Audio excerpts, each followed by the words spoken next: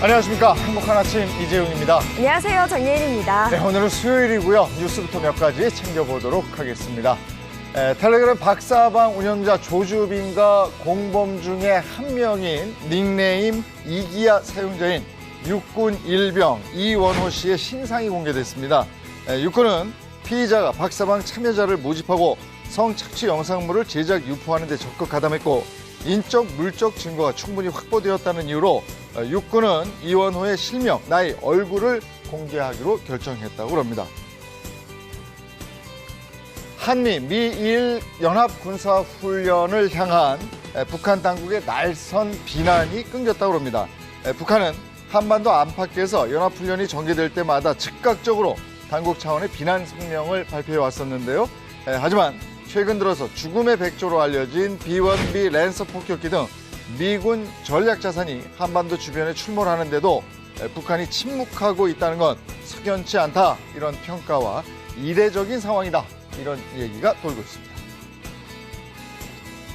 강원도 삼척시에서 새벽에 집을 나선 60대가 사흘째 연락이 끊겨서 삼척시와 경찰, 소방, 군이 합동으로 수색 중이라고 합니다. 가출 신고를 받은 경찰 등 합동 수색팀은 600명과 경찰 수색견, 소방 구조견과 드론까지 투입해서 수색에 나섰는데 아직 발견되지 않아서 계속해서 수색을 이어나갈 방침이라고 그러네요.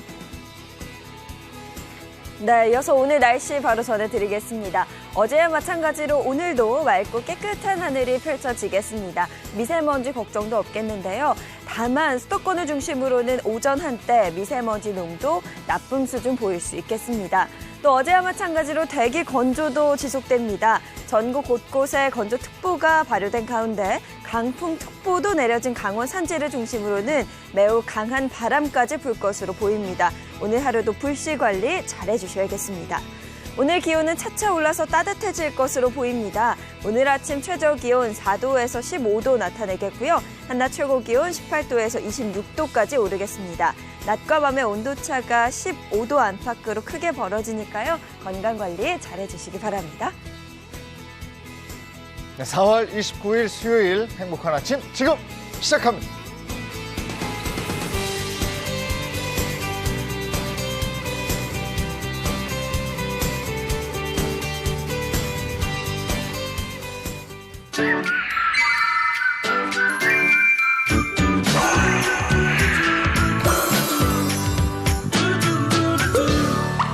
네, 수요일인 오늘은 핫한 연예계 소식 그리고 스타들의 얘기 준비해놨습니다. 네, 오늘 소식 함께 해주실 분들 먼저 소개해드릴게요. 홍종선 대중문화 전문기자, 최정아 연예 전문기자, 또 방송인 김수현 씨 나오셨습니다. 어서 오세요. 안녕하세요. 네, 반갑습니다. 네, 먼저 한 주간의 연예 소식부터 전해드리겠습니다. 오랜만에 배우 송윤아 씨 소식이 들어와 있네요. 네, 맞습니다. 최근 슬그머니 다시 고개를 든 이 결혼 루머 소식에 송윤아 씨가 단단히 뿔이 났습니다. 직접 입을 열게 된 건데요.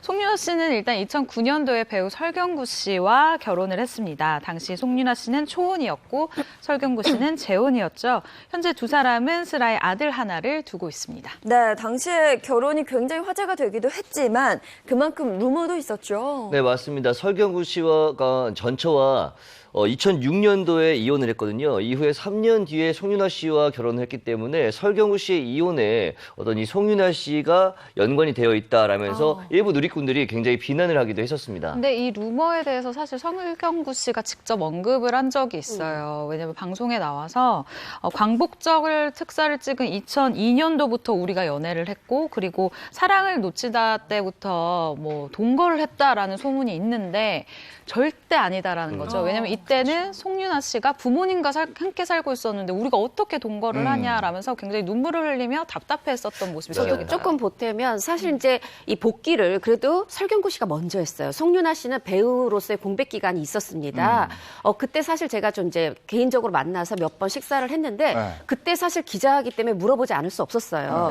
네, 그런데 그때 똑같이 방금 최 기자가 얘기한 것처럼 얘기를 했어요. 어떤 부분이냐면 절대 아니라는 거고 내가 지금 그렇게 살아 살아왔다면 이 자리에 이렇게 아이 엄마로 있을 수 없다. 그쵸. 아주 명확하게 선을 그었었습니다. 그러면 그건 이제 전의 얘기고 네. 송윤아 씨가 이런 루머에 대해서 요즘에 직접 밝혔다는 건가요? 네, 사실 밝히려고 밝힌 게 아니라 SNS에 이 코로나 관련해서 다 같이 좀 나눔, 네. 여러 가지 좋은 일, 이런 좋은 얘기를 올렸는데 이 글하고 상관없이 한 사람이 댓글을 단 거예요. 네. 정말 궁금한 게 있는데 이 불륜으로 결혼한 거 아닌가요? 이런 질문이 올라온 겁니다. 그럼 그 질문에 대해서 답을 남긴 거네요? 그렇습니다. 송윤아 씨가 늘 조심스럽게 한 사람, 누구 한 사람이라도 이 글을 읽는 사람 중에 상처받지 않게 쓰는 게 있어요. 나만 착해, 나만 잘났어가 아니라 그래서 나도 항상 바르게만 착하게만 살았다고 할 수 없지만 절대 사람 위해서는 나쁜 일을 하지 않고 살았다고 자부한다.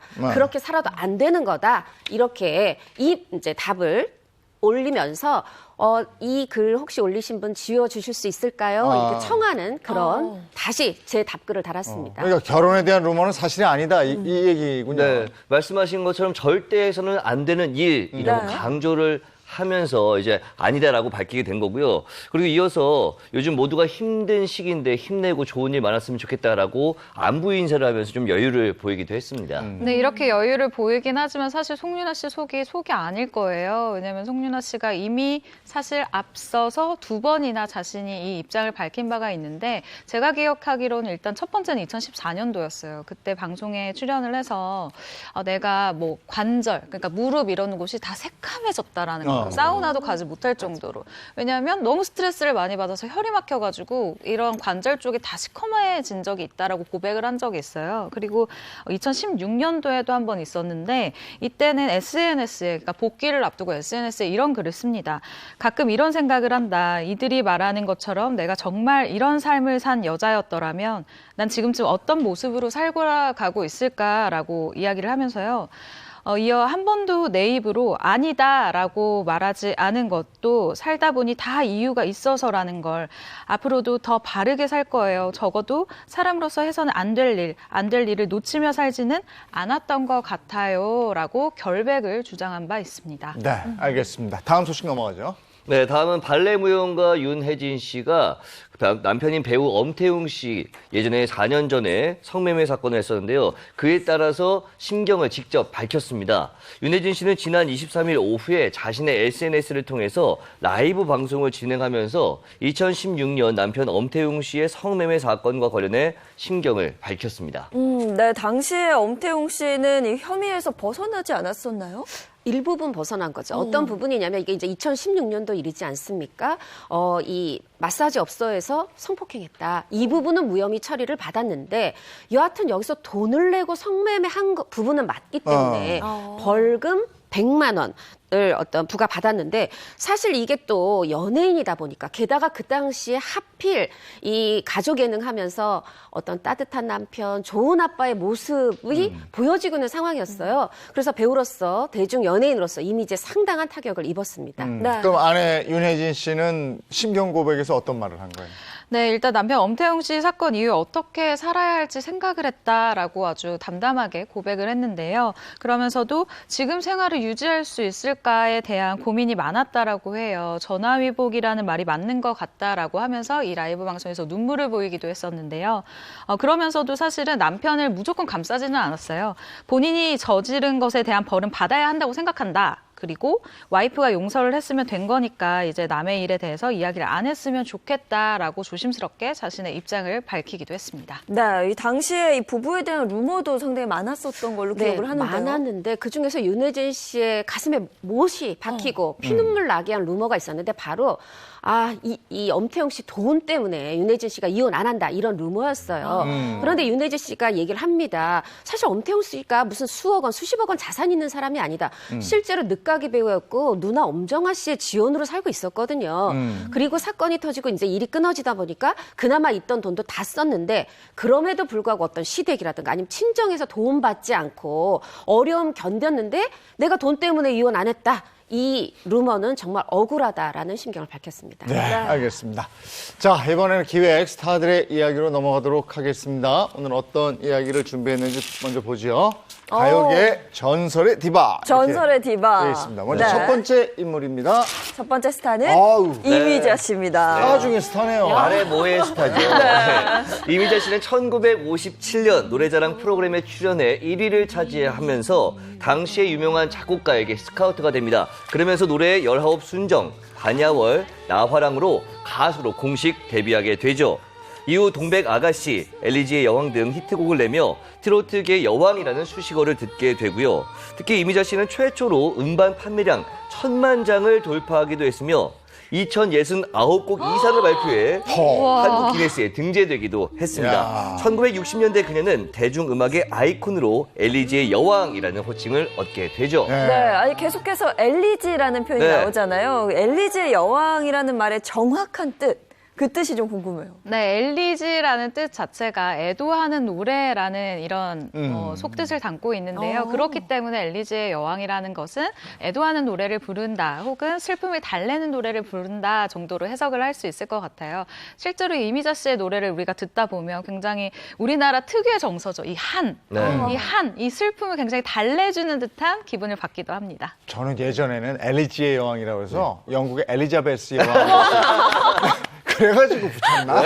여왕이요. 이랬었어요. 네. 충분한 가능성이 있죠. 예. 근데 이미자 씨 첫 데뷔 무대가 기차였다. 이건 무슨 얘기예요? 아, 사실 이제 이 신동이었다고 보면 네. 될 것 같아요. 어렸을 때부터 이제 아버지 친구들께서 집에 오셔서 젓가락 두드리면서 유행가 부르셨는데 그 다음 날 되면 요 초등학교 그때 이제 보통학교라고 하죠. 학교도 안 들어간 꼬마가 그 유행가를 그대로 다 부르더라는 거예요. 그래서 일찍이 재능을 보였는데 이 초등학교 2학년 때 한국 전쟁이 발발합니다. 그때 이제 기차 타고 피난을 가는데 가면서 이제 어떻게 보면 이 분위기 자체가 어둡잖아요.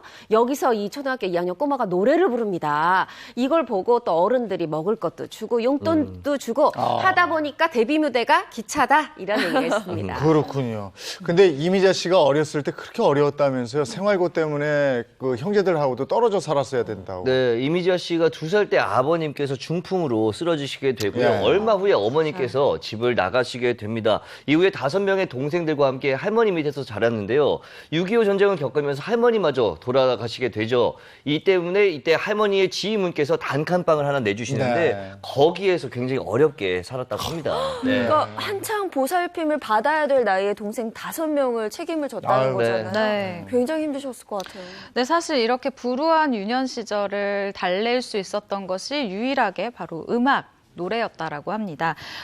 이미자 씨가 기억하는 내 어린 시절 가장 행복했던 순간은 너 참 노래 잘한다. 너 노래 다시 해봐라. 이렇게 노래에 대한 칭찬을 받을 때라고 해요. 그래서 이렇게 사실은 자꾸 칭찬을 받다 보니까 내가 이 일을 하면 참 행복하겠구나라는 생각에 가수의 꿈을 꾸게 되었고요. 그 꿈을 이루기 위해서 노래자랑에 나가게 됐다고 합니다. 그래서 그 노래자랑에 나가서 1등을 했고 노래 19 순정으로 데뷔를 했고 동백 아가씨로 스타덤에 오르고 이렇게 되는 거죠. 그렇죠. 동백 아가씨로 스타덤에 올랐던 해가 바로 네. 1964년이에요.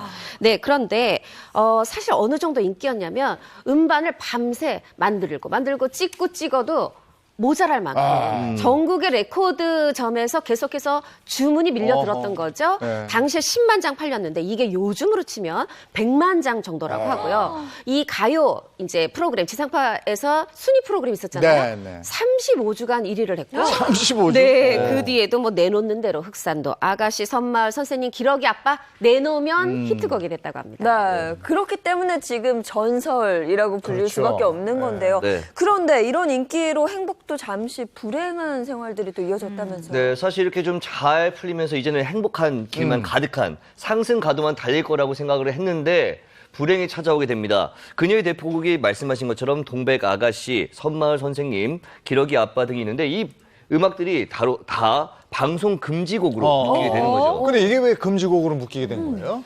이게 사실 참 애매한 건데 이미자 씨가 원체 잘 되니까 경쟁사가 있을 거 아니에요. 경쟁사에서 좀 질투를 하면서 이 이미자 씨의 노래가 외색이다. 경제개발 분위기에 역행하는 비탄조의 노래다라고 비방을 하게 되는 거죠. 세상에. 외색이라고 하면은 이제 일본의 문화나 생활 양식을 띠고 있는 것을 예. 외색이라고 네, 네. 부르는데 네. 당시에 한국형 트로트가 완성되기 전입니다.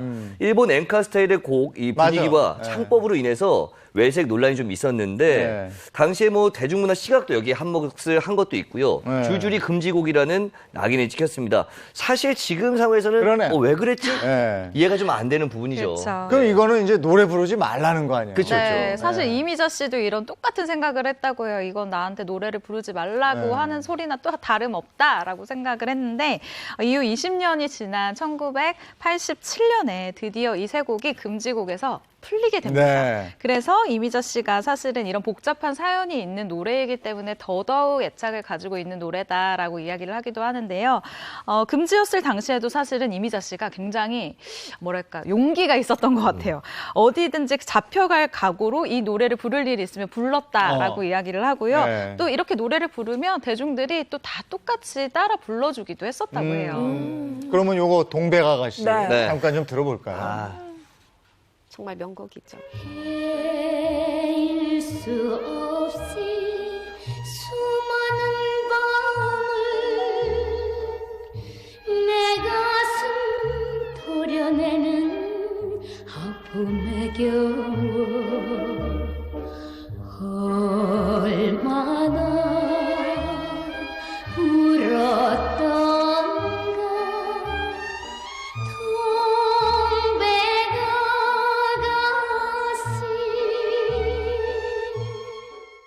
그냥 우리가 숨 쉬듯이 노래가 나와요. 맞아요. 그러니까 네. 노래에 힘 주지 않고 그냥 네. 어떻게 저렇게 쑥 나와. 이야기하듯이. 예, 네. 이미자 씨 하면 우리가 예전에 네. 목소리 보험, 아, 이 그러니까. 성대보험 이런 얘기 네. 들었을 만큼 사실 은쟁반의 옥구슬 그 맑은 음색으로 유명했는데 들으시면 또 생각이 나실 거예요. 아, 저렇게 맑았어. 네. 네. 아니 홍 기자님이 노래 첫 소절 시작하자마자 바로 따라 부르시더라고요. 정말 그 정도로 명곡인데요. 그런데 이런 명곡을 가지고 다른 기획사에서 질투해서 그런 일을 벌일 정도면 당시 인기가 정말 어마어마했다는 거거든요. 그렇죠. 어마어마했고, 근데 사실 이게 뭐 우리가 흔히 이 레코드 찍어낸다고 하지만 박공기 찍어내듯이 국그릇 찍어내듯이 찍는 게 아니잖아요. 네. 트랙에 한 올 한 올 이 노래를 실어하다 보니까 아무리 주문이 많이 들어도 그걸 다 댈 수가 없었다 그래요. 그래서 마치 무슨 스크린 쿼터제도 아니고 다른 음반 몇 장, 몇십 장, 뭐 몇백 장 사면 이미자 음반 몇 개 줄게. 이런 식으로 할 만큼 인기가 대단했다고 합니다. 또 이미자 씨는 처음이라는 수식어를 몰고 다닌 가수잖아요. 네, 맞습니다. 앞서 잠시 말씀을 드렸지만 음반 판매량이 있었고요. 네. 기네스 등재에 있었죠. 그리고 1973년 베트남 전쟁 당시에 우리 군인들을 위로하기 위한 위문 공연을 가잖아요. 네. 최초의 가수라고 합니다. 그리고 2002년 평양에서 대한민국 가수로서는 최초로 네. 단독 공연을 진행하기도 했죠. 정말 최초라는 수식어가 너무나 많은 그런 가수입니다. 네. 그리고 또 이미자 씨는 재벌설이 있었어요. 네. 그만큼 돈을 많이 벌었다 이런 얘기였죠.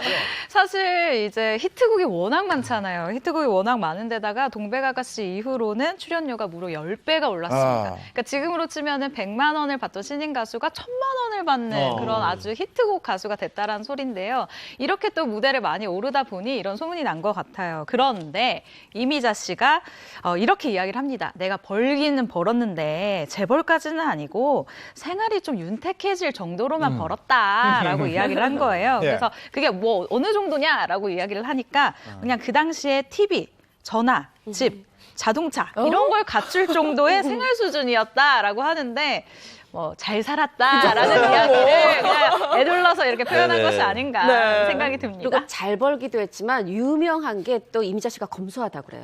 짠순이고 번 돈을 이렇게 묶어서 비닐에다가 싸가지고 장독 속에다 묻어놓고 와. 장독에서 꺼내서 쓰기 쉽지 않잖아요. 네. 안 써서 또 많이 모으신 것도 있는 것 같아요. 네.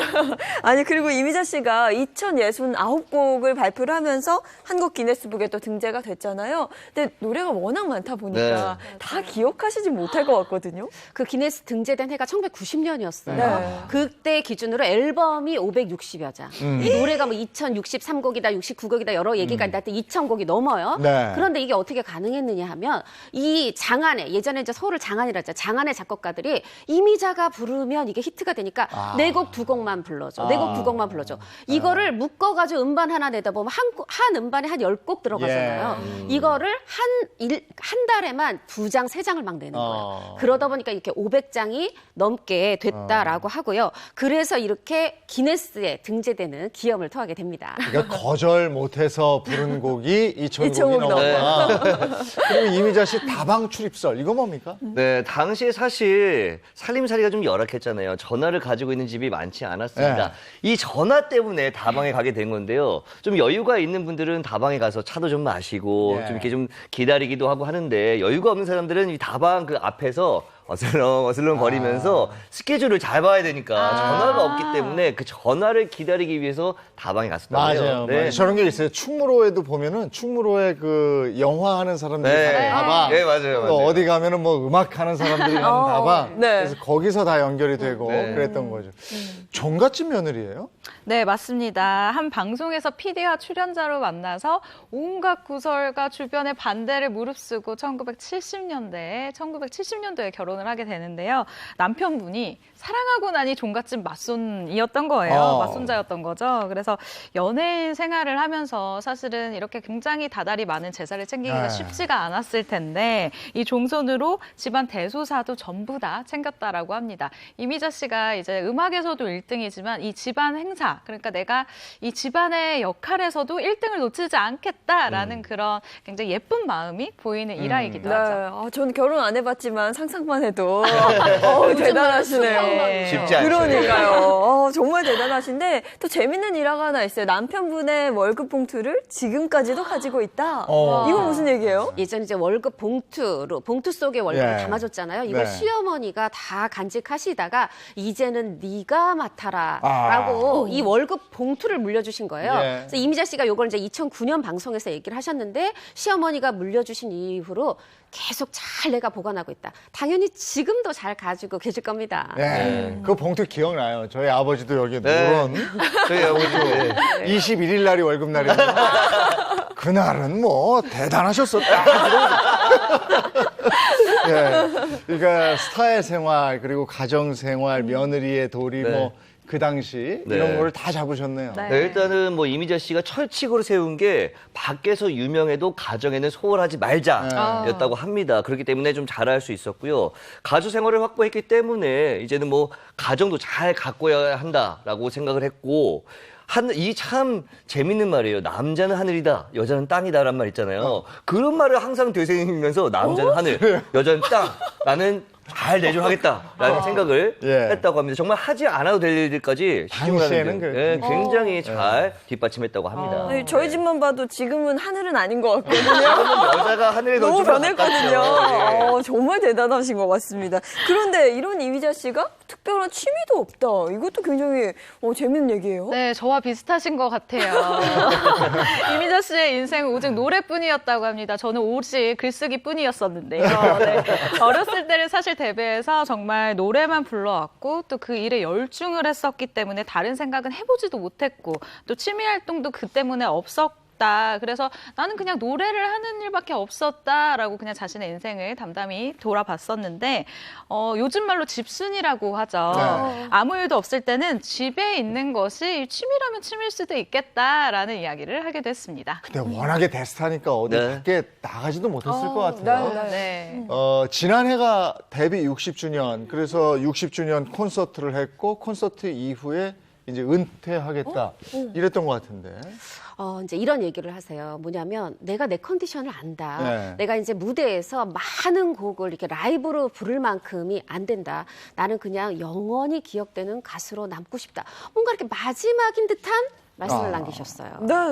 그런데 정확히는 은퇴가 아니다. 뭐 이런 얘기도 있더라고요. 네, 말씀하신 것처럼 나한테 노래가 좀 한계가 좀 온다라는 뉘앙스로 말을 한 건데 그게 와전이 되면서 은퇴한다라고 이야기가 나온 거예요. 그래서 네. 본인도 좀 곤혹스러웠다고 하는데 그래서 이렇게 물을 때마다 이제 은퇴를 할 거냐, 은퇴를 하겠다고 했냐라고 물을 때마다 은퇴를 하는 것은 내가 결단을 하는 것이 아니고 팬들이 나를 찾지 않을 때 그때가 은퇴다라고 이야기를 한다고 합니다. 네. 보태 말씀드리면 이 코로나로 그 이제 60주년 기념 콘서트가 중단이 됐어요. 보통 그래요? 트로트 가수분들은 한 1년 하거든요. 은퇴 아. 콘서트를. 그래서 요번 5월부터 또 다시 그렇구나. 시작을 한다고 합니다. 네. 그러면 뭐 정확히 은퇴는 아닌 거고. 예. 네. 계속해서 우리는 이미자 씨의 그 멋진 노래를 듣고 싶습니다. 네. 이어서 두 번째 전설의 디바입니다. 패티김 씨. 역시 마해부의 가수 두 번째죠. 네. 패티김 씨의 본명은 김혜자 씨로 1958년 미군 제8무대에서 데뷔를 하게 됩니다. 이후 1959년 패티김이란 예명을 짓고 본격적인 활동을 시작을 하죠. 54년간 정상의 위치를 지키며 초우, 그대 없이는 못 살아, 9월의 노래, 서울의 찬가, 이별, 가시나무새, 향수 등 수많은 히트곡을 발표합니다. 현대 대중가요사에서 숱한 최고의 타이틀을 거머쥐었으며 스탠다드 팝의 선구자이기도 합니다. 네. 근데 본명 말고 예명을 사용하셨네요. 네, 사실 당시 예명은 린다 김이었어요. 그런데 이 패티 김 씨가 생각할 때 미국의 여가수 패티 페이지처럼 나는 명가수가 되겠다라는 꿈을 딱 가진 거죠. 그래서 예명을 패티 김으로 바꿨다고 합니다. 패티김 씨의 최고 아까 얘기 나왔는데 어떤 게 있습니까? 네, 광복 이후에 일본 정부가 초청을 한 최초의 한국 가수였고요. 또 솔로 가수 최초로 미국에 진출했었던 원조 한류 가수이기도 합니다. 1962년에는 대한민국 최초로 리사이트 공연을 시작을 했고요. 1971년 디너쇼를 시도를 하기도 했죠. 이후 일본 등 이런 동남아시아 그리고 미국 등 서구권까지 진출을 했는데 카네기 홀 그리고 호주 시드니 오페라 하우스 공연을 성사시키는 정말 원조라는 말이 딱 어울리는 한류 가수였습니다. 이러한 공로를 인정받아서 1978년 대중가수로는 최초로 이거 정말 중요합니다. 세종문화회관 대강당에서 공연을 개최했었고요. 그리고 1996년에는 화관 문화훈장 등을 받기도 했습니다. 최초가 몇 개예요. 최초. 그러니까요. 그런데 지금 뭐 사진 나왔겠지만 지금 봐도 굉장히 이국적인 외모를 가지고 계셨잖아요. 당시에도 굉장히 화제였을 것 같아요. 1960년대라고 생각해 보세요. 야. 지금 그 외모 어딜 가든 혼혈이야 이렇게 물었는데 야. 키가 167cm인데 지금으로도 큰 키인데 네. 이게 당시라고 생각해 보세요. 정말 장신이지 않습니까? 그죠. 네, 본인이 자서전에 얘기를 해요. 내가 이렇게 어떤 서구적인 외모, 이 어떻게 보면 동양의 작은 체구들의 가수들 사이에서 단연 돋보이는 거죠. 군계 네. 일학으로. 네. 이게 내 활동에도 또 도움이 됐다. 이렇게 뿌듯하게 회상을 하셨는데 사실 보면은요. 이 이미자 씨가 한복, 단화 원피스 이런 거 입었다면 패티김 씨는 어깨를 드러내고 네, 이렇게 긴 롱 드레스, 굉장히 서양 드레스를 많이 예. 소화했었죠. 이런 이국적인 외모 때문에 루머도 많았죠. 네, 그렇죠. 뭐 일본에서 누드집을 찍고 왔다라는 얘기가 있었고요. 그리고 성형을 했다라는 네. 루머도 있었는데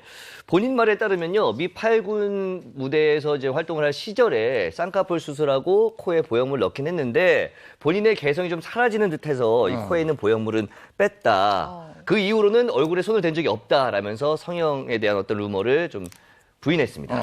루머가 많았을 법하긴 해요. 워낙 이국적이셔서. 네. 근데 돌아보자면 부모님 모두 한국분 맞으시고 네. 저랑 같은 거죠. 네네. 저도 그 부분을 참 궁금했었는데 맞습니다. 두 분 다 한국인 맞으시고요. 그리고 패티김 씨의 아버지 같은 경우는 일본 유학파 출신으로 신문사와 광산을 운영을 했다고 합니다. 그리고 어머니 같은 경우는 신지식인으로 불리면서 굉장히 우리 집은 뼈대 있는 집안이다라는 그런 자부심이 가득했었다고 해요. 그래서 가족들이 패티김 씨 가수 되는 걸 반대해서 몰래 활동하고 이랬다고 들었어요. 네, 맞습니다. 사실 요즘은 가수한다라고 하면 집에서 굉장히 많이 밀어주는데 네. 그 당시만 해도 딴따라다라고 그렇죠. 하면서 조금 반대하는 분위기가 예. 더 많았었잖아요. 그리고 뭔가 이 직업 자체에 대해서 업신여기던 그런 사회 분위기 때문에 몰래 활동을 했다고 합니다.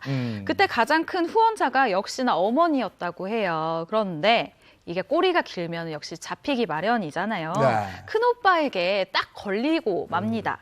6.25 전쟁 이후에 집안이 기울었고 실질적인 가장이 큰오빠였었는데요. 큰오빠가 이렇게 이야기를 했다고 해요. 가수는 우리 집안의 망신이다라고 하면서 5개월 동안, 무려 5개월 동안 패티김 씨를 집안에 감금을 했다라고 합니다. 아니 활동 중인 가수였는데 네. 5개월을 집안에 감금했으면 그때도 뭐 스케줄도 있었을 거고 여러 가지 문제가 생겼을 텐데요. 네. 맞습니다. 사실 이제 이 미8군에서 네. 슈퍼스타였다 그래요. 네. 우리 이제 이미자 씨도 그렇고 다 심수봉 씨도 그렇고 보면은 이 데뷔 무대가 미8군 여기서 이제 실력을 인정받고 예. 네 그랬던 상황인데 그 중에서도 아니 이렇게 해외 팝을 미국 팝을 잘 부르는 가수가 있어 슈퍼스타였는데 5개월이나 감금되다 보니까 이 공연단에서 패티김 씨 집으로 찾아갑니다. 찾아갔는데 당연히 우리 해자는 안 돼요. 이렇게 된 거죠. 그때 이 패티김 씨가 본인의 어떤 강한 의지를 드러내는데 뭐냐면 계속 반대하시면 저 한강에 뛰어 들겠어요. 이런 극단적 선택의 말을 선언을 하게 되는 거죠. 양쪽의 의견이 굉장히 팽팽했네요. 그런데 이 얘기를 듣고 있던 옆에 네. 이 큰오빠한테 붙들리지 않았습니까? 네. 셋째 오빠가 네. 이렇게 얘기를 합니다.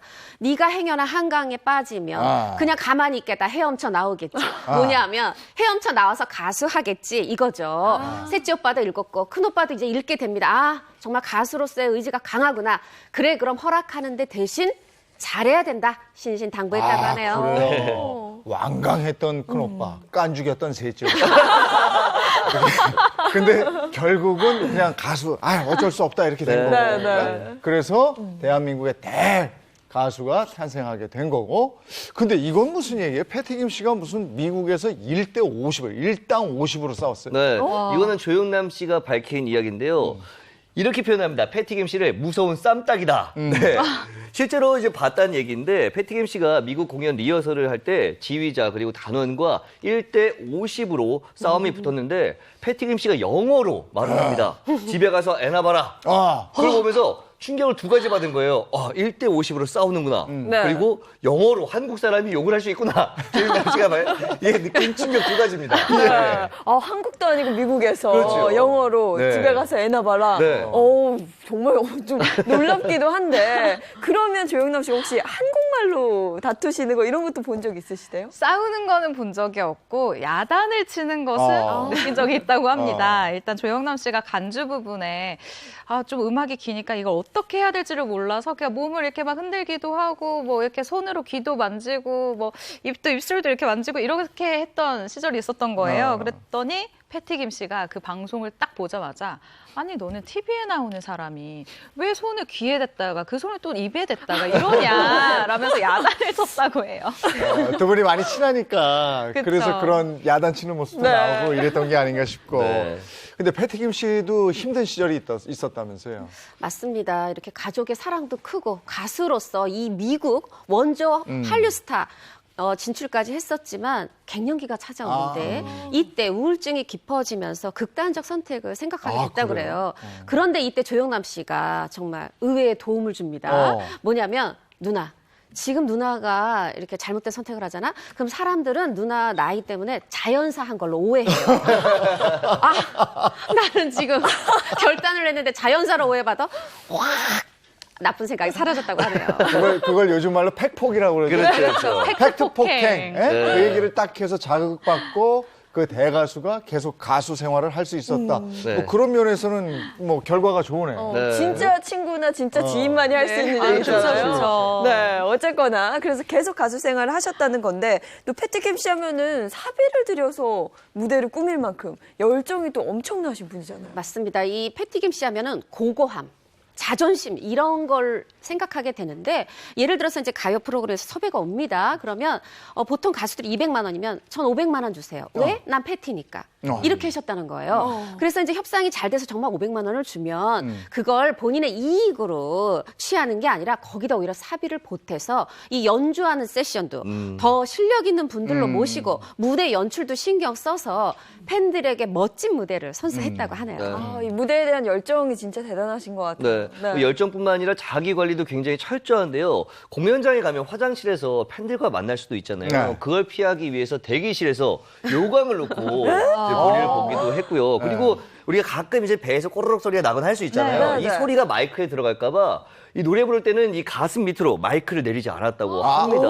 뭐 그리고 많은 분들이 알겠지만 젊은 시절부터 의상은 본인이 직접 체크를 했었죠. 정말 열정 그리고 자기 관리가 대단한 가수다라고 할 수 있습니다. 멋쟁이세요. 멋있어요. 우리 패티김 하면 또 빼놓을 수 없는 게 사랑 얘기 아니겠습니까? 아, 그쵸. 짧지만 아름다운 사랑을 했다 이런 얘기인데 최고의 작곡가 고 기록윤 씨를 또 빼놓을 수가 없어요. 네, 맞습니다. 베트남 전쟁 위문 공연 당시에 만났었던 이 두 사람이죠. 패티김 씨가 말을 하기를 기륜옥 씨가 이때 결혼은 하지 않았었는데 그냥 같이 살고 있었던 일본 여성분이 있었다라고 해요. 그래서 나도 그 여성분을 몇 번 만났다라고도 이야기를 했는데요. 이후에 기록윤 씨와 버스를 타고 함께 이동을 하는데 이 남자가 내 눈치만 보고 말을 걸지 않더라는 거죠. 그래서 너무 답답해서 이렇게 얘기를 했다고 합니다. 결혼이나 합시다. 세죠? 네. 이렇게 1966년 초에 만나 그해 12월에 아주 초고속으로 결혼을 할 수 있었다고 합니다. 아주 네. 여장부스러운 그녀의 모습을 더욱 볼 수 있는 부분인데 비록 패티김 씨가 먼저 결혼을 하자라고 이야기를 하기는 했지만 기록윤 씨 같은 경우는 패티김 씨에게 노래 4월이 가면을 이제 선물을 했어요. 근데 패티김 씨가 기록윤 씨의 성격을 워낙 잘 알고 있다 보니 이런 이야기를 하는데요.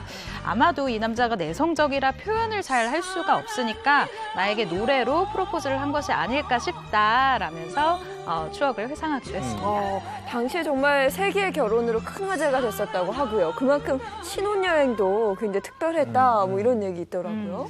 첫 만남의 장소로 신혼여행을 간 거예요. 근데 그 첫 만남의 장소가 베트남 전쟁터죠. 네, 그런데 그것도 네. 공연단 이렇게 무리지어서 이렇게 좀 안전하게 이동한 게 아니라 그것도 뭐 100% 안전을 보장할 수는 없지만 공연단이 못 들어가는 오지 거기에 헬리콥터를 타고 가서 그 군인들에게 타양살이, 목포의 눈물 이런 노래로 위로를 선물했다고 하네요. 정말 특별한 신혼여행이었죠. 예, 근데 이런 특별한 추억들을 많이 남긴 그 두 사람. 결국은 이별의 아픔을 겪게 되는 거잖아요. 네, 그렇습니다. 1973년 두 사람이 이혼을 선택하게 됩니다. 이때 기자회견도 했는데 기자회견을 한 이유에 대해서 만약에 그냥 시시하게 헤어지게 된다면 자신들의 생각, 기자들이 자기가 쓰고 싶은 대로 기사를 쓸 것 같아서 기자 의견, 너네들이 궁금한 거 다 말해줄게라는 의미로 기자회견을 했다고 합니다. 당시에 그래서 이혼식이라는 유행어가 나올 정도였다고 하는데요. 그리고 기자회견이 끝난 다음에 두 사람 너무나 멋있었습니다. 둘이서 손을 딱 잡고 걸어 나갔죠.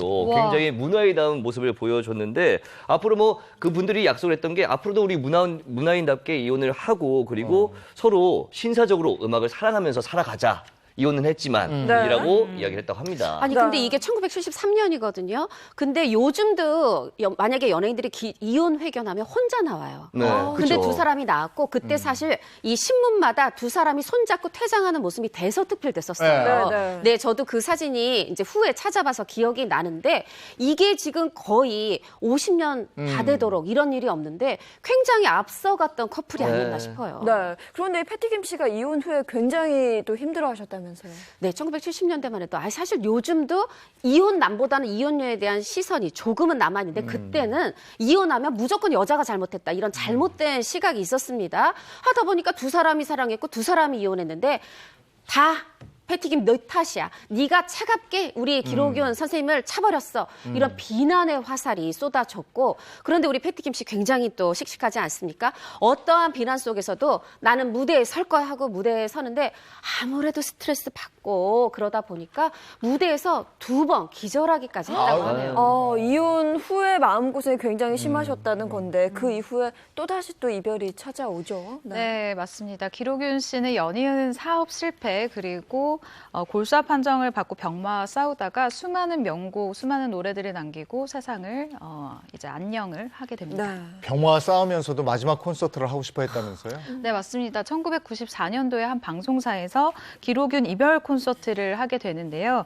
병마와 싸우면서도 이 기록윤 씨가 음악인으로서 굉장히 간절한 소망을 담은 이 콘서트였어요. 근데 이때 이 무대에 패티김 씨가 답가를 하게 됩니다. 어. 이혼 후에 기록윤 씨 노래를 거의 사실은 패티김 씨가 부르지 않았어요. 아무래도 좀 여러 가지 상처도 있고 생각이 나기 때문인데 이날 콘서트에서는 마지막 곡으로 기록윤 씨 작곡의 이별을 부르게 됩니다.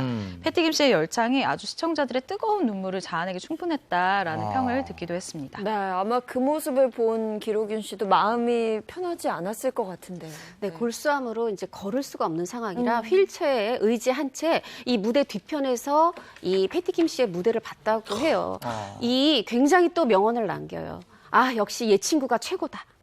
네, 자신의 마지막을 아름답게 장식해준 전뿐이라기보다 이 예친구, 저는 이 표현도 좋고 사실 가수는 무대에서 울지 않습니다. 관객이 울 기회를 주는 거죠. 패티김 씨 무대 끝나고 대기실에 와서 분장실에 와서 아주 소리내서 펑펑 울었다고 하네요. 네. 그 영화 라스트 콘서트라는 영화 있는데 네. 그거 막 연상이 되는데 저희도 그 노래 한번 들어보겠습니다. 이별이라는 노래예요.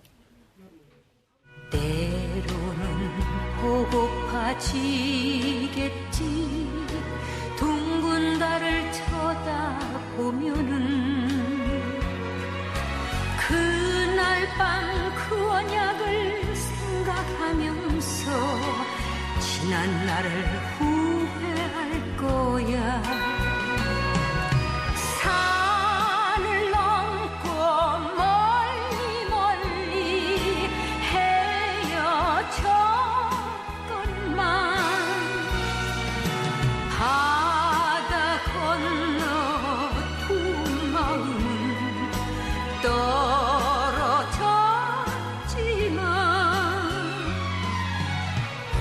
어쩌다 생각이 나겠지. 냉정한 사람이지만 그렇게 사랑했던 기억을 잊을 수는 없을 거야. 정말 명곡이죠. 네, 명곡이죠. 기록윤 씨는 이 콘서트가 끝나고 이듬해인 1995년 3월에 돌아올 수 없는 곳으로 이제 영원히 떠나게 됩니다. 그리고 닷새 뒤에 연결식에서 패티김 씨는 차마 끝까지 부를 수 없을 것 같다면서 이별 대신에 사랑의 찬가를 부르면서 울먹였다고 합니다. 네, 이 노래까지 듣고 나니까 정말 슬픈 멜로 영화를 한 편 본 기분까지 드네요. 네, 패티김 씨가 이런 말을 남겼습니다. 우린 부부로서 성공하지는 못했지만 작곡가와 가수로서는 최고였다라고요. 네. 아, 멋진 스타. 네, 패티김 씨 씨. 네. 얘기 나눴고요. 마지막 스타는 심수봉 씨입니다. 네, 심수봉. 역시나 말의 모의 가수 심수봉 씨입니다. 가요계 1세대 여성 싱어송라이터고요. 트로트의 여왕, 국민 가수 등의 닉네임으로 유명한 심수봉 씨입니다. 1972년 판소리 국악 소리가로 첫 데뷔를 했고요. 2년 후 1974년 미8군 무대 락 뮤직 드러머로 데뷔를 했습니다. 4년 후 1978년 MBC 대학가요제 노래 그때 그 사람으로 등장을 했습니다. 당시에는 4등으로 입선을 했지만 화제성 많은 1위가 됐죠. 이렇게 대학가요제를 통해서 가요계 정식 데뷔를 한 이후 대표곡으로는 그때 그 사람 외에도 남자는 배, 여자는 항구, 사랑밖에 난 몰라, 미워요, 백만송이 장미 등 굉장히 많은 히트곡이 있습니다. 네, 아니 앞서 심수봉 씨가 1972년에 뭐 판소리, 국악 소리가로 데뷔를 했다라고 하셨는데요. 집안 대대로 굉장히 유명한 또 국악 가문이라면서요. 아, 네, 맞습니다. 증조부는 피리 명인으로 굉장히 유명했었고요. 조부 같은 경우는 판소리 중고제의 대가, 그리고 큰아버지는 가야금의 명인이고요. 또 숙부는 판소리 인간문화재라고 합니다. 그리고 아버지는 민요 수집가라고 해요. 고모와 이복 형제 자매들 대부분이 판소리에 종사를 하면서 아주 많은 수가 무형문화재 그리고 인간문화재로 지정이 돼 있을 정도고요.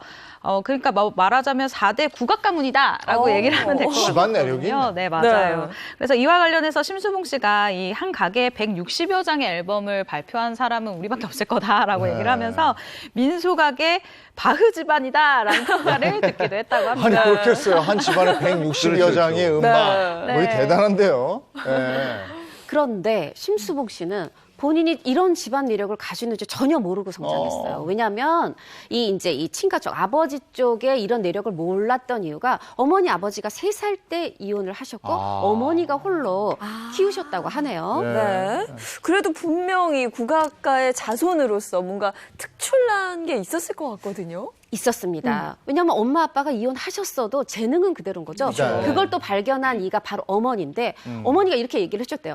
너는 있잖아 어렸을 때 신민경 씨인데 민경아 넌 어렸을 때 100일 되기 전부터 노래가 나오면 발가락으로 박자 맞추고 그리고 템포에 따라서 발가락 움직임이 달랐어. 근데 이걸 발견만 하고 두신 게 아니라 일찌감치부터 피아노 레슨을 시키셨다고 합니다. 이게 아이의 재능도 재능인데 그걸 발견하는 안목에 있는 부모의 역할도 굉장히 중요하죠. 그렇죠, 그렇죠. 근데 네. 그걸 발견했군요. 근데 어린 시절에 건강이 좀 안 좋았다는 얘기는 뭐예요? 그 어떤 소리도 들어서는 안 되는 뇌신경 인플레라는 병에 걸려서 16살 때 인천에 있는 무인도에서 요양을 했다고 합니다. 그 때문에 소리에 대해 뭐 연구를 하려고 한 건 아니지만 연구원이 연구를 좀 하게 됐다고 하는데 네. 그 당시에 폭언을 듣고 눈이 충혈이 됐는데 이게 완전 실명을 할 뻔한 그런 큰 상황까지 가게 된 거죠. 네. 그래서 다행히 수술을 통해서 치료가 됐다고 합니다. 그때 소리는 누군가를 살릴 수도 있고 죽일 수도 있구나라는 생각을 하게 됐다고 해요. 그게 그 병이 일상생활에서 일어나는 사소한 모든 소리를 소음으로 인지하고 굉장히 민감하게 반응하는 그런 네네. 거라고 제가 들었어요. 네. 엄청 고생하셨겠는데 고생이 여기서 끝이 아닙니다. 생활고로도 굉장히 힘드셨다면서요. 네, 심수봉 씨는 사실 어린 시절 굉장히 가난한 형편 때문에 안 해본 일이 없다라고 해요. 예를 들면 뭐 호텔이라던가 레스토랑 등을 이제 뭐 왔다 갔다 하면서 굉장히 생계를 유지를 하는데 힘을 썼다라고 하는데요. 당시 함께 일하던 클라리넷 연주가 한 분이 어느 집에서 파티가 있는데 그곳에서 피아노 반주를 한번 해줄 수 있겠니? 라고 초청을 들었대요. 그래서 가보니까 그 집이 일반 가정집이 아니라 비밀 요정이었다고 합니다.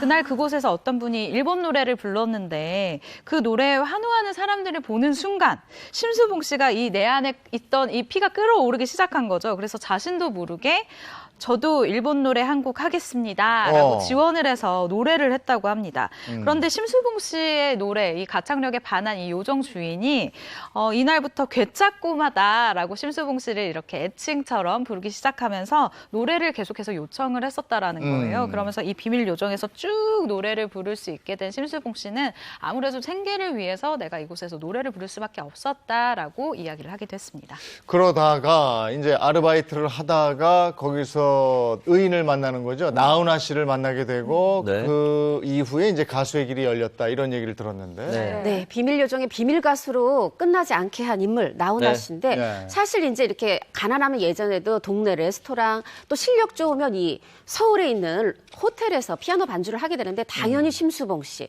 이 명동에 있는 호텔에서 아르바이트를 하게 되는데 네. 여기에 나훈아 씨가 온 거예요. 네. 근데 심수봉 씨가 본 겁니다.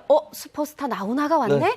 그래서 기념으로 피아노를 치면서 바로 나훈아 씨 노래를 그 원곡자 앞에서 부른 거예요. 네. 이걸 들은 나훈아 씨. 아니 도대체 이 사람이 아니면 누가 가수를 하겠느냐?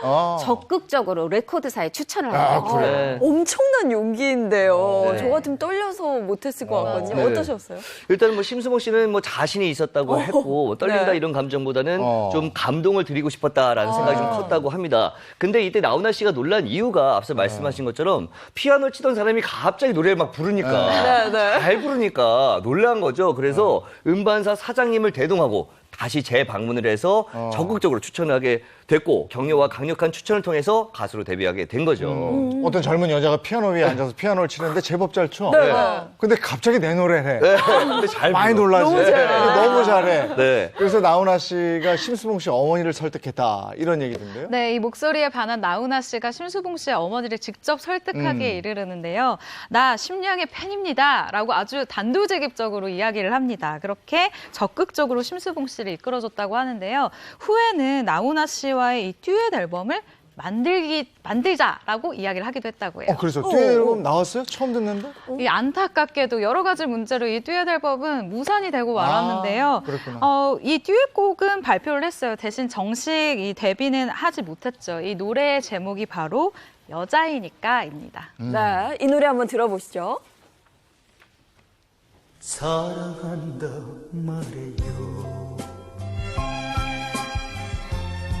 좋아한다 말해요 아니야 난 싫어 나는 여자이니까 만나자고 말해요. 조용한 찻집에서 아니야 말 못해 나는 여자니까 참 노래 편안하게 해요. 네. 네. 심수봉 씨가 이 듀엣 앨범을 못 낸 것에 대해서 오기가 생겼다고 해요. 그래 내가 그만둘 때 그만두더라도 앨범은 내가 한 장 내고 그만둔다라는 마음으로 대학 가요제에 출전을 하게 됐다고 합니다. 네. 네. 대학가요제 출전해서 했는데 이 놀랍게도 이 그때 그 사람이에요 노래가. 네. 그런데 이게 입상을 못했어요. 네. 뭐냐면 대상, 금상, 동상까지는 입상이지만 네. 나머지는 어떻게 보면 입선이라고도 하지만 이건 상을 못 받은 거거든요. 예. 근데 왜 그랬느냐 하면 당시는 주로 그룹 사운드라든가 포크송 그때 대상이 그 파도 밀려오는 파도 소리의 썰물이었고 금상이 돌고 돌아가는 길 노사연 씨. 네, 그리고 은상이 활주로 배철수 씨 있었잖아요. 탈춤 쟁쟁해요. 그래서 안타깝게도 상은 못 받았지만 이게 1978년인데 79년에 그런 그중에 누가 제일 인기 있었느냐. 바로 그때 그 사람의 심수봉 씨가 가요계를 평정합니다. 예. 그때 너무 프로다워서 입상시키지 않았다. 이런 얘기가 맞습니다. 화제가 되기도 했고. 네. 자, 이제 심수봉 씨 하면 빼놓을 수 없는 사건. 1979년으로 갑니다. 네. 11.6. 그 자리에 있었어요. 네, 그렇죠. 그 중에 이제 목격을 했던 사람 중에 한 분인데 현장에서 직접 목격을 했다는 이유로 굉장히 많은 고초를 겪게 됩니다. 일단은 뭐 정신병원에 감금이 됐고요.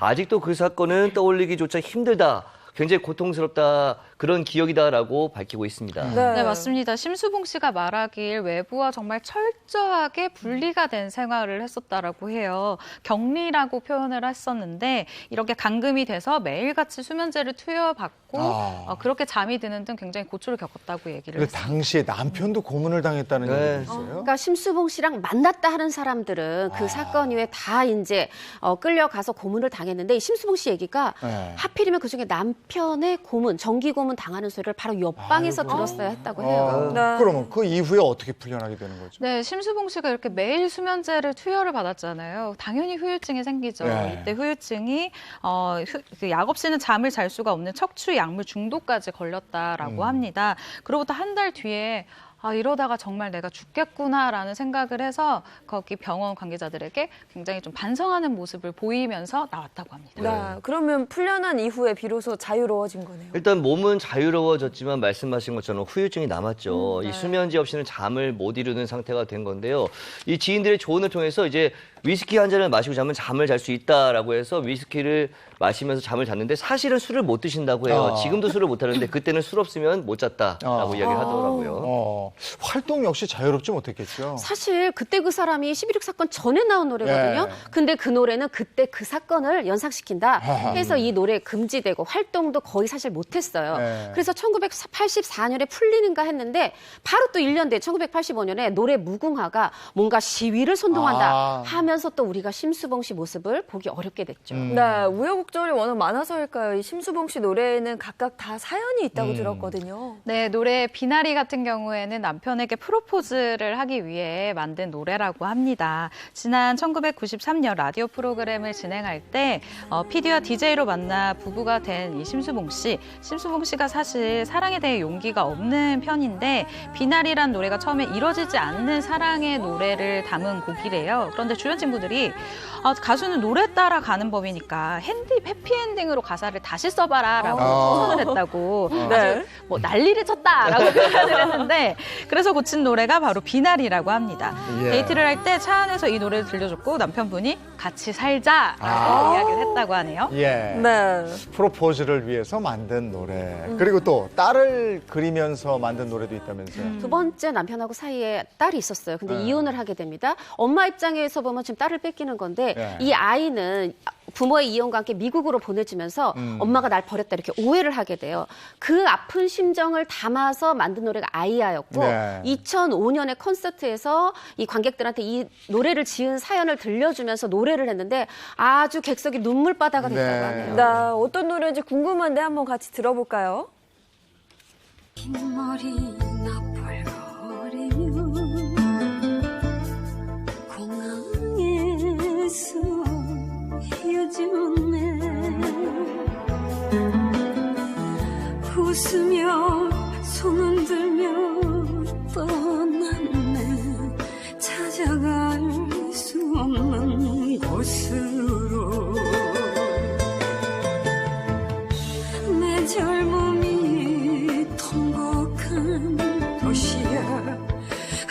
아끼는 모정 알야마는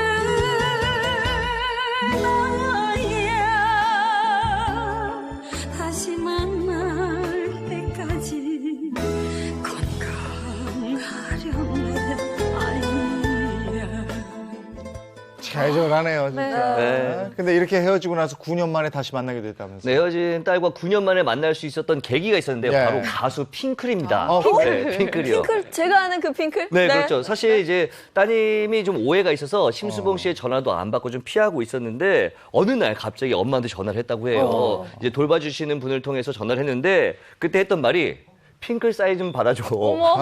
근데 이해가 되는 게 당시에 초등학생이었다고 해요. 충분히 이해가 가죠. 네. 아니, 근데 어떤 오해가 있었길래 전화도 안 받은 거예요? 네, 일단 딸과의 이별은 엄마 심수봉 씨 입장에서는 정말 아이를 빼앗긴 것이다라고 표현을 했을 정도로 굉장히 아픈 사연이 있었는데 하지만 이 아이 입장에서는 너무 어리고 자세한 사정을 다 듣지를 못했던 거예요. 그래서 아이는 엄마가 나를 버렸다라고 네. 오해를 하고 있었던 거죠. 심수봉 씨 말에 의하면 가장 엄마가 필요한 시기에 내가 옆에 있어주지 못해서 아마도 이 엄마에 대한 미움이 컸던 것 같다라고 이야기를 하기도 했습니다. 네, 그래도 이 딸의 연락에 굉장히 기쁘셨을 것 같은데요. 그렇죠. 아무리 유머 통해 했지만 유머가 따님이 핑클 사인 원해요. 그래서 지금 남편한테 빨리 받아주세요. 해서 이제 건네줬는데 막상 또 가니까 따님이 그거 사실 내 친구가 원한 거였어요. 이렇게 셀쭉하게 했지만 이게 화해의 기회가 되어서 사실 미국에서 공부하고 있었잖아요. 심수봉 씨가 미국에 가서 같이 유학생활 해주고 함께 살게 되었다고 하네요. 핑클 씨가 여러 일을 했네요.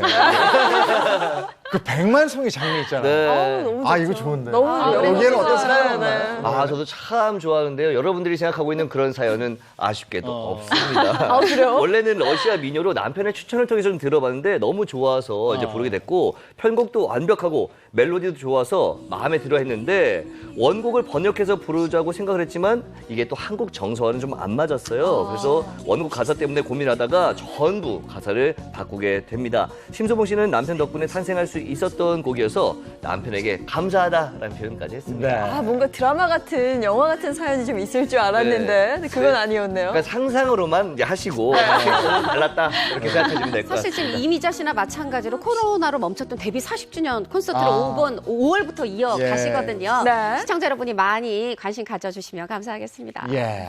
오늘 저 소개하면서 중간중간에 나왔던 음악들 정말 주옥간 정말 멋지네요. 이미자, 패티김, 심수봉. 정말 멋진, 정말 진정 가요계 전설의 디바였습니다. 네. 네. 고맙습니다. 네, 감사합니다.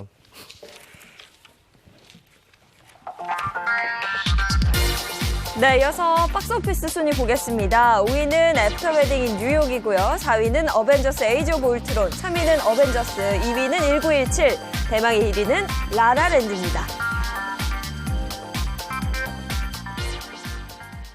오늘 문화 소식 나누겠습니다. 배우 김서지 씨 어서 오세요. 안녕하세요. 네, 어서 오세요. 근데 극장가는 여전히 새로운 영화는 없는 것 같네요.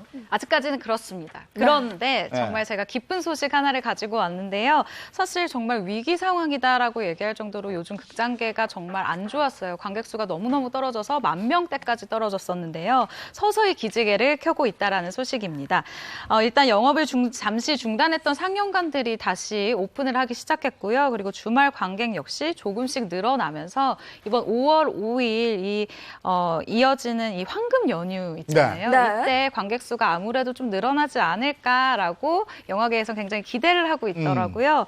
그리고 이런 가운데 중단이 됐었던 이 한국 영화의 개봉도 5월 말부터 속속들이 시작할 예정이니까 다시 한번 극장가에 갈 수 있는 기회가 될 것 같습니다. 네. 네, 이제 좀 다양한 영화를 볼 수 있겠네요. 기대가 되고요. 이제 곧 5월인 만큼 오늘 저희도 5월 가정의 달을 맞아서 가슴 따뜻한 가족 영화 2편을 준비했습니다. 첫 번째 영화 소개해 주시죠. 네, 첫 번째 제가 소개할 영화는 모두가 알지만 아무도 몰랐던 누군가의 딸이자 아내, 동료이자 엄마로 살아가는 이야기를 담은 영화 82년생 김지영입니다. 동명의 베스트셀러 소설을 스크린으로 옮긴 이 영화는 1982년 태어나 2019년 오늘을 살아가는 꿈 많던 어린 시절과 자신감 넘치던 직장 생활을 거쳐 한 아이의 엄마이자 누군가의 아내로 살아가는 김지영의 생활을 다룬 이야기입니다.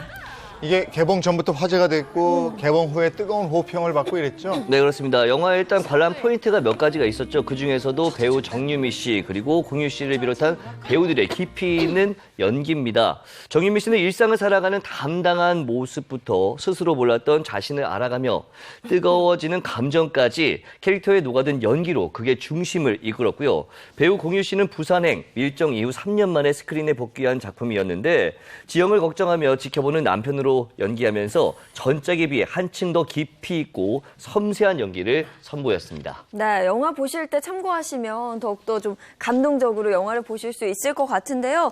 특히나 이 영화는 따스한 이런 공감의 명대사들이 굉장히 많이 나왔잖아요. 네, 저도 사실은 이 영화를 기자로서 볼 때 나는 울지 않을 거야 라고 마음을 먹고 이제 극장에 들어가는데 정말 펑펑 울게 됐던 그런 대사들이 있어요. 예를 들면 지영을 보면서 이제 굉장히 걱정을 하던 남편이 응원을 하는 대사가 있는데요. 옆에 배우가 있으니까 한번 부탁을 드려볼까요? 어떤 거였죠? 이거죠. 네. 네가 좋아하니까 나도 좋아. 아, 별로 배우 같지 않네요. 느꼈는데요? 저한테 공유 씨의 연기를 시키는 것은 네. 그것은 아니에요. 아, 약간 네네. 기대해봤는데 약간 실망이었고요. 네. 네. 남편이 사실 이 장면 말고도 굉장히 아내를 묵묵히 응원을 보내는 장면이 있는데 이 지영을 향한 생각 그리고 이 깊은 마음 등이 관객이었던 저한테까지 전달이 돼서 아, 나도 참 저런 남편이 저런 응원을 받으면서 또 일을 하면 좋겠다라는 생각을 했어요. 네. 물론 여기서 남편이 공유로 나왔기 때문에 네. 제 말이 그 말입니다. 네. 그래서 조금 더 와닿았던 것 같기도 해요. 제가 사실. 말씀드렸잖아요. 공유 씨에 대해서는 공유 씨만 해야 된다고. 네. 네, 조금 부럽더라고요. 진도 네. 나갑시다, 진도. 다른 대사 또 없어요? 네, 다른 다른 대사가 명대사? 또 있는데요. 엄마가 딸에게 전하는 대사입니다. 지영아, 엄마가 도와줄게. 너 하고픈 거 해. 너무 슬펐어요. 라고 하는 대사가 있어요. 네. 엄마가 딸 지영을 보듬으며 진심을 다해서 말하는 대사는 마치 나의 가족을 마주하는 듯한 애틋하고 따뜻한 마음을 느끼게 한답니다. 네, 이거 가슴 이제 뭉클해지네요. 여성분들은 이거 보면서 느끼는 거고 네. 우리는 드라마와 아저씨 있었잖아요. 네. 저는 그거 보면서 그러니까 드라마나 영화가 공감대를 맞아. 많이 불러일으키는 맞아요. 것 같아요. 그게 또 네. 인기인 거고. 네. 네, 이어서 다음 영화 소개해 주시죠. 네, 다음 영화는 흥행킹이죠. 배우 류승용 씨가 세상에서 가장 사랑스러운 딸바보 역할을 맡아 울고 웃긴 영화 네. 7번 방의 선물입니다. 어린 소녀를 죽였다는 억울한 누명을 쓰고 사형 선고를 받은 지적 장애인이 감옥 동료들의 도움으로 비밀리에 어린 딸과 교도소 생활을 함께하는 이야기를 담은 감동 드라마입니다. 이거는 뭐 천만 관객 영화 아닙니까? 그렇죠. 네, 맞습니다. 2013년 첫 번째 기적이 일어난 영화다라고 평가를 받기도 했는데요. 한국 코미디 영화로 1281만여 관객을 동원하며 흥행에 성공을 했습니다.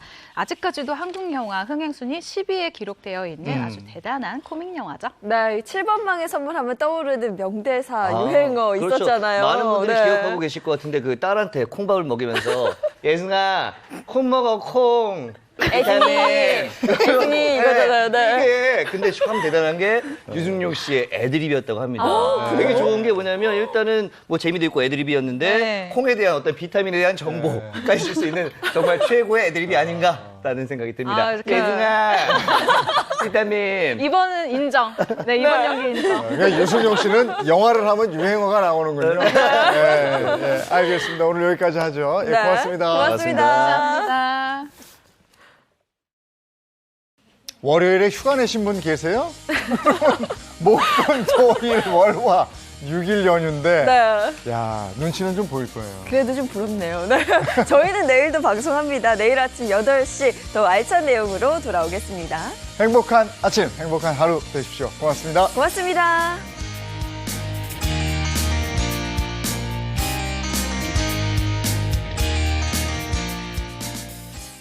채널 A